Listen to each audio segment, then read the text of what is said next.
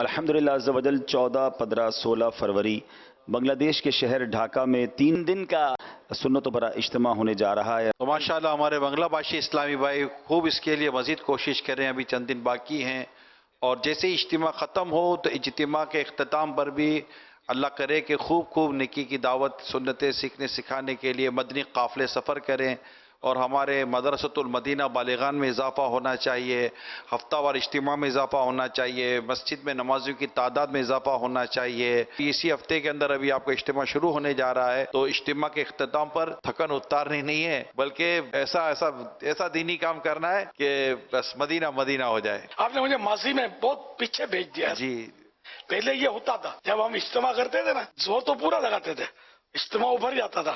پھر وہ مدرسۃ المدینہ بالغان تو یہ تھکن اتار رہے ہیں، ہفتہ وار اجتماع والے تو یہ تھکن اتار رہے ہیں. مسجدوں میں درس 2 منٹ کا نہیں دیا جاتا تھا، تھکن لگ جاتی تھی ان کو. پھر سمجھانا شروع کیا، پھر میں نے وہ مضامین تیار کیے.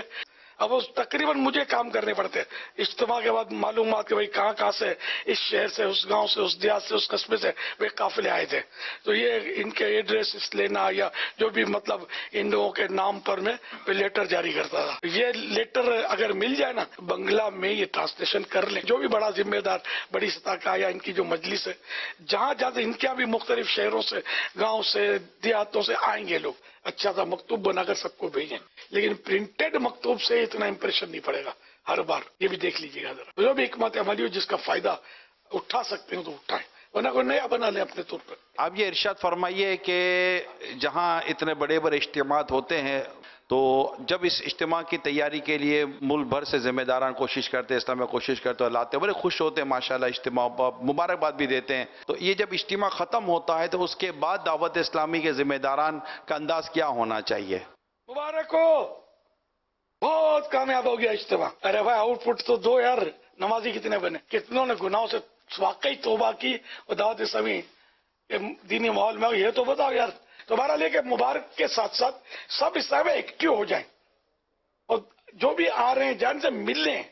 ملاقات سے بڑا فائدہ ہوتا ہے. آپ کا ایک گرم جوشی سے ہاتھ ملانا کسی کی نسلوں کو آباد کر سکتا ہے، نیک نمازی سنتوں کا عادی بنا سکتا ہے. اور آپ کی بے رخی، نو لفٹ، اگر ایسی آپ کی صورت حال ہے نا تو ہو سکتا ہے کہ آپ کا نو لفٹ کرنا کسی کو اس کی نسلوں کو تباہ کر کے کہیں اور پھنسا دے. یہ سمجھنے کی بات ہے. ہم نے الحمدللہ ایک پر انفرادی کوشش کی ہے، خون پسینہ ایک کر کے، رات دن مطلب ایک کر کے، جو لوگوں کی خوشامدیں کر کے، ان کے ہاتھ جوڑ کے پاؤں پکڑ کے ان کو جمع کیا، تب یہ جمع ہوتے ہیں. آج تو بنگلہ دیش والوں کی بھائی واہ واہ ہو گئی، نکل پڑی ہے ان کی.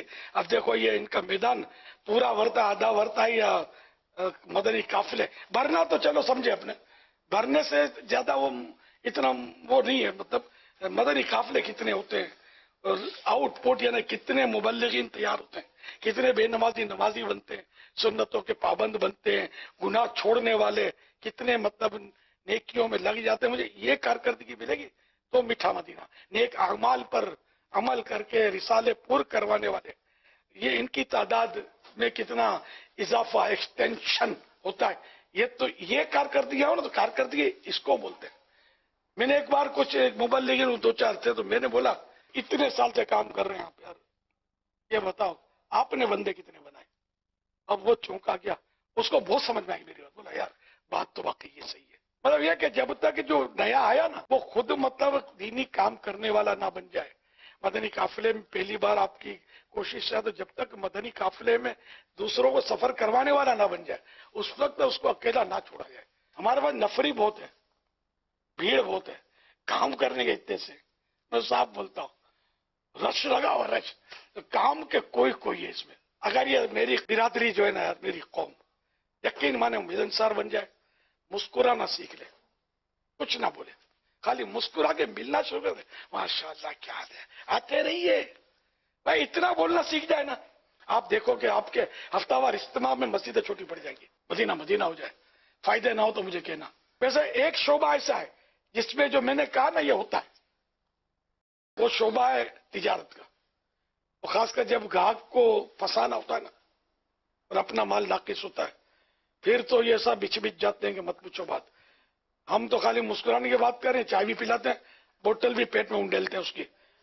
اور ٹھنڈا ہو کے بیٹھا رہے. تو یہ کاروباری لوگ تو کرتے ہیں آئیے آئیے. اب آپ نے کپڑے کا دام پوچھنا ہے.